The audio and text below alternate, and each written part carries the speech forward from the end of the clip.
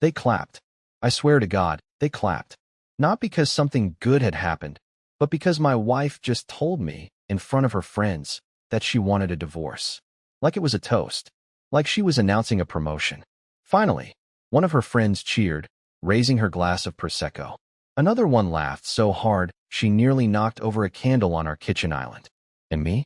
I just stood there, not blinking, not breathing, holding a lasagna tray I spent 2 hours making, now bubbling over onto the oven mitt.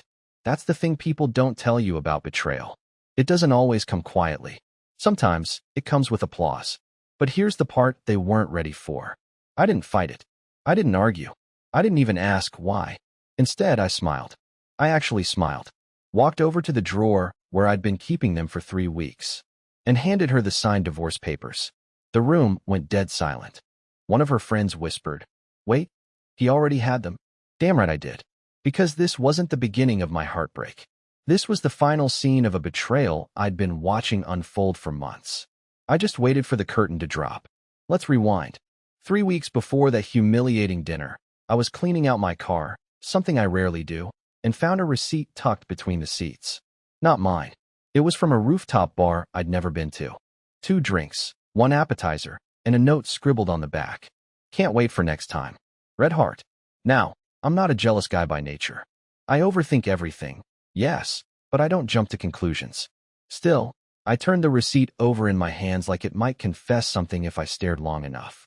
The handwriting didn't match hers. Too curly, too flirty. And the date? A Friday night she told me she was working late. I even dropped off her charger that night to the boutique. The lights were off. I told myself it could be a friend's. Maybe she gave someone a ride. I tried to believe that. But later that night, I found something worse, a faint red lipstick stain on the inside collar of one of my hoodies. She doesn't wear red lipstick. Ever. She says it makes her feel too aggressive. So whose was it? I wanted to ask. God. I wanted to storm into the living room and demand answers. But instead, I folded the hoodie like an idiot and put it back in the drawer. Because the truth is, I was scared. Not of her, but of what I already knew. You ever stay in a relationship long after you know it's dead, just because you don't know how to bury it? That was me. Mr. Delusional. Mr. Maybe it'll get better. We hadn't slept in the same bed for almost a month. She said she had back pain. Then it was too hot. Then it was you snore too much. Every week, a new excuse. I bought noise strips. A cooling mattress pad. I even offered to sleep on the couch. She said, "Don't be dramatic." The intimacy was gone. Not just physical, emotional. She barely made eye contact. Her phone was always face down. I'd ask how her day was, and she'd answer with one word. Fine. Every damn time. So I started writing things down. Patterns. Dates. Moments. Not for revenge. Not to use against her. I just needed something real to hold on to, because I was starting to gaslight myself. She made me feel like I was going crazy for noticing the changes. For asking questions. For caring. Then came the night of the gallery opening. She told me she had to go alone. Just networking, no plus ones. She dressed like it was a red carpet event. Makeup flawless. Heels I'd never seen before. She even wore perfume, something she hadn't done around me in months. I stood in the hallway like a butler watching his queen leave for a kingdom he wasn't allowed to enter. I waited for her to come home until 1 a.m.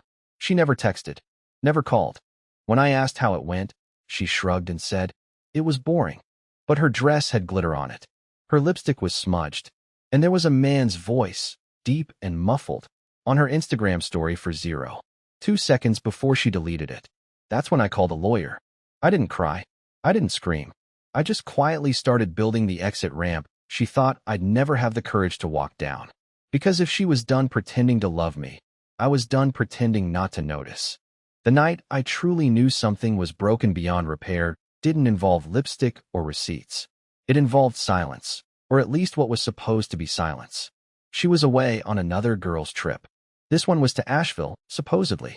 Some mountain cabin with no Wi-Fi, no service, no distractions. I didn't protest. I was tired of being the suspicious one. I even helped her pack.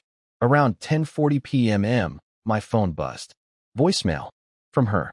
Except, she didn't mean to leave it. At first, all I heard was background noise, wind, some music, a clinking glass. Then, suddenly, her voice. Laughing. Not polite, not casual, full-blown belly laughter. Flirty, followed by a man's voice saying, "You're trouble." And her reply, "Then maybe you should keep me out of it, unless you want more." Click. Message ended. I played that voicemail 23 times. I memorized every inflection, every pause, every flirtatious breath. She never once mentioned me. Not even a lie to keep up the act. It was like I didn't exist. My stomach felt like it was eating itself from the inside. I didn't call her. I didn't confront her. I knew if I heard her voice live, I'd fall apart. Instead, I forwarded the voicemail to myself and saved it in a folder labeled "Closure." I opened the fridge. Nothing but leftover takeout and almond milk she swore she needed for her gut health. I poured a glass of wine, the one she said gave her migraines, and drank it alone at the kitchen counter, staring at the cold glow of the microwave clock. At 2:17 a.m., she texted, "Hey babe, no service all day? Miss you." That was the moment I realized. She wasn't just cheating on me. She was laughing while doing it. A few days after that voicemail, I promised myself I wouldn't snoop anymore. What was the point? I already knew the truth. I just didn't have the energy to keep catching her in it. But when your entire world starts to feel fake, your brain goes hunting for something real, and mine found it in the most unlikely way. It was a Thursday night. I was lying in bed scrolling through delivery apps, trying to figure out what I could eat alone again. That's when my phone buzzed with a notification from an unknown number. The message said, "You left your bracelet in my car again. Taryn's gonna catch on if you're not more careful." I stared at the screen for a full minute before I even processed what I was reading. This person thought they were texting someone else. Someone who was clearly sleeping with their partner. Someone named Taryn. My heart started racing. Not in a dramatic TV show way. In a sick, slow, sinking way, like your body already knows your brain's about to catch up. I replied, "Sorry, who's this?" No answer. I waited 5 minutes. 10. Then I tried calling. Straight to voicemail. I didn't sleep that night. Instead, I did something I swore I wouldn't do. I checked her iPad. She barely used it anymore, but it was still connected to her iMessages. My hands were shaking as I opened the Messages app. There it was. Thread after thread of flirtatious texts. Most were with a name I didn't recognize, Ben Gallery. But the real bombshell wasn't from him. It was from her cousin, Cassie. Cassie, who once cried at our wedding. Cassie, who told me I was the best thing that ever happened to Taryn. One text, dated just a few days ago. "Girl, don't forget Kyle's wife is a PI. If she finds out, she'll bury you." Kyle. The name hit me like a freight train. That was our couple's therapist. The one I'd trusted with my worst thoughts. The one who told me, "You're doing everything right. Maybe she just needs time." He was sleeping with her. He was probably sleeping with her while we were still in sessions. While I was crying, while I was begging her to stay, I sat on the floor in total silence. No tears, just a numbness so deep it felt like the room had stopped breathing. The worst part? I still loved her, even after all of it. Some part of me still wanted her to walk in and say, "I'm sorry. I messed up. Let's fix this." But what I got instead was an invitation to her friend's dinner party. Like nothing had happened. Like everything was normal. She wanted me to come. That shocked me the most. After all the silence, all the lies, all the moments where I could practically feel her soul walking away from me, she still sent a text with a smiley face. "Come to Lena's dinner party tonight. Casual. Should be fun." Smiling face with smiling eyes. Why would she invite me? To prove a point? To show me how okay everything was? Or maybe to perform, to pretend? Either way, I said yes. I dressed simple, neutral, not out of indifference, but because I didn't want to give her the satisfaction of seeing me try. I even brought a bottle of wine I knew she hated. Passive-aggressive? Probably. But I was beyond polite at this point. The party was in full swing when I arrived. Her friends were already there, loud and overdressed, acting like they were characters in a Netflix show no one asked for. Taryn greeted me with a kiss on the cheek like we were strangers at a work event. "Glad you made it," she said, then disappeared into the kitchen. I was introduced to a few new faces. One guy in particular, tall, sharp suit, perfect stubble, was standing a little too close to Taryn while she stirred something in a pot like she'd never burned a frozen pizza in her life. His name was Miles. They laughed together like they had inside jokes, the kind you don't build over one dinner. I tried to ignore it. I poured wine. I made fake conversation. I smiled when I needed to, nodded when expected. But I kept watching. At one point, Taryn's friend Bree, the one who once joked that I looked like an abandoned husband in a Nicholas Sparks movie, leaned over and whispered, "You're being really chill tonight. Honestly, kinda hot." I wanted to vanish, or scream, or throw the wine in someone's face. Instead, I asked, "So, how long have Taryn and Miles been a thing?" She blinked, looked almost guilty, then smirked. "I thought you knew." I didn't respond. I couldn't. Every sound in the room faded into static. My heart wasn't even broken anymore, just bored of being shattered. Then came the main event. Taryn stood up, glass in hand, and clinked it for attention. "Just wanted to say how much I love my people." She beamed, spinning slowly as if she were on stage. "This year has been messy, but you've all been my rock. And I've made a decision, a big one." Here it comes, I thought. "I'm getting a divorce." Gasps. Then immediate applause. Someone actually stood up and gave her a hug like she'd just beaten cancer. I stared at her, smiling like the proud actress she was. She didn't look at me once. But I didn't lose control. I didn't cause a scene. I just stood up, walked to my coat, and pulled out the envelope. Walked right back to her, quiet, calm, and placed it in her hand. She looked down, then looked up. The smile faded. For the first time in months, she didn't know what to say. All I said was, "Already signed. All yours." And then I walked out. But that wasn't the end. The real shock came 3 hours later, when someone else from that party texted me, asking to talk. Not about Taryn, but about Miles. 3 hours after I walked out of that dinner party, I was still awake. I wasn't angry. I wasn't sad. I felt nothing, which, honestly, was worse. Numbness is its own kind of hell. I was lying in bed, staring at the ceiling, when my phone buzzed. A text. From Lena, her best friend. The same Lena who toasted her divorce announcement like it was a wedding. "Hey, I need to talk to you. It's about Miles. Please don't tell Taryn I reached out." I sat up instantly. The last person I expected to break ranks was her. I typed back, "What about him?" She just responded, "Can I call?" A minute later, we were on the phone. Her voice was shaking. She started by apologizing. Said she never liked what Taryn did to me. That the dinner party was cruel, and she felt sick afterward. Then she got quiet. Miles isn't who she thinks he is. I didn't say anything.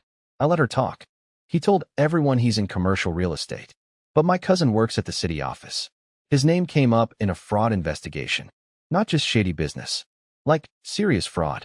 Identity games. Multiple aliases. She paused like she didn't want to keep going. But she did. One of his exes filed a report 2 years ago. Emotional manipulation. Blackmail. Taryn thinks she's dating her escape plan, but she's walking into something way worse. My first instinct should have been to warn her, to protect her, but I didn't. I just sat there, stunned. For months, I thought I was the fool, the broken one, the too sensitive husband who couldn't keep his wife's attention. Now I realized I wasn't the only one being played. Lena offered to send me the documents she had, screenshots, reports, even a photo of a mugshot from 5 years back under a different name. It was all him. Miles, or whatever his real name was, had been doing this for a while. And Taryn? She was next on the list. But she had no idea. I didn't respond to her that night. Not to Lena. Not to anyone. I just laid there wondering how deep it went. And that voicemail I'd saved? The one with her laughing with another man? I played it again. But this time, I listened to his voice more than hers. And something in the way he said her name sent a chill down my spine. Because it wasn't just flirtation. It was ownership. Like she wasn't a person. Like she was a target. I hadn't heard from Taryn since the dinner party. "No, are you okay?" "No, why did you already have the divorce papers?" Nothing. She vanished into whatever fantasy world she thought Miles was offering her. And honestly, I didn't care anymore. She chose her stage. Let her dance on it. But the silence didn't last. For days after the dinner, someone knocked on my door. Not a buzz, a hard, deliberate knock. 3 times. Measured. Not like a friend. I opened it expecting a delivery. Instead, it was a woman. Mid-30s. Blonde. Tired eyes like she hadn't slept in days. She didn't introduce herself. She just said, "Is Taryn here?" I blinked. "No." "Why?" Then she reached into her bag and handed me a printed photo. It was of Miles. But not the polished, charming guy from the dinner party. This version had longer hair, a scar above his brow, and a different name in the corner of the arrest report. Mason R. Kilroy. I've been looking for him for almost a year, she said. And I think your wife is his next story. She wasn't a cop. She was one of his exes. Not just an ex, a survivor. Her name was Angela. And the story she told me? It made every betrayal Taryn put me through look like child's play. He had a pattern. Isolate. Romance. Financially entangle. Then disappear. Usually right after the woman's assets got moved into joint investments he set up. Every single time, it ended with the same thing. Missing money and a broken shell of a person left behind. Angela had lost almost 40 grand in a year of her life. But worse, she tried to warn the next woman he dated. And that woman turned on her, thinking Angela was just a jealous ex. It was a script he perfected. Now it was happening again. Taryn was next. And like all the others, she probably wouldn't believe a word until it was too late. Angela gave me a folder, legal records, photos, 3 addresses, even a burner number she traced back to a storage unit Miles had rented in someone else's name.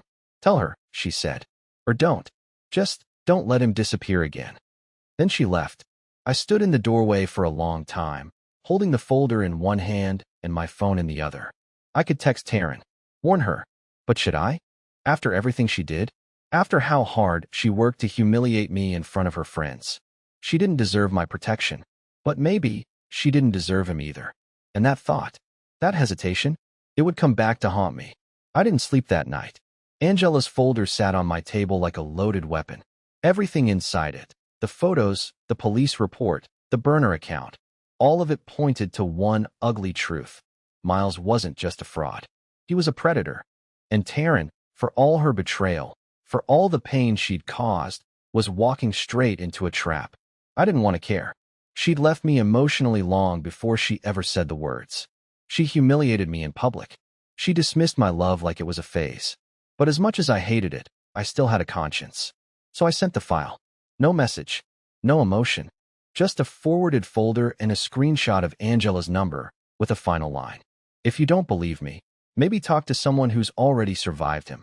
I blocked her after that. Not out of spite, out of peace. I had finally said my last word. And it was kind. 2 weeks went by. Silence. Then one morning, I saw it. A text from an unknown number. He's gone. I confronted him. He flipped. I'm safe. I'm sorry. Truly. I didn't reply. I didn't need to. Because something strange happened in the days that followed. My chest felt lighter. Music sounded warmer. I started laughing again. Really laughing. Not the forced kind you fake for social gatherings. I went out for lunch alone and didn't feel lonely. I deleted photos, cleared drawers, even got my dog a new bed.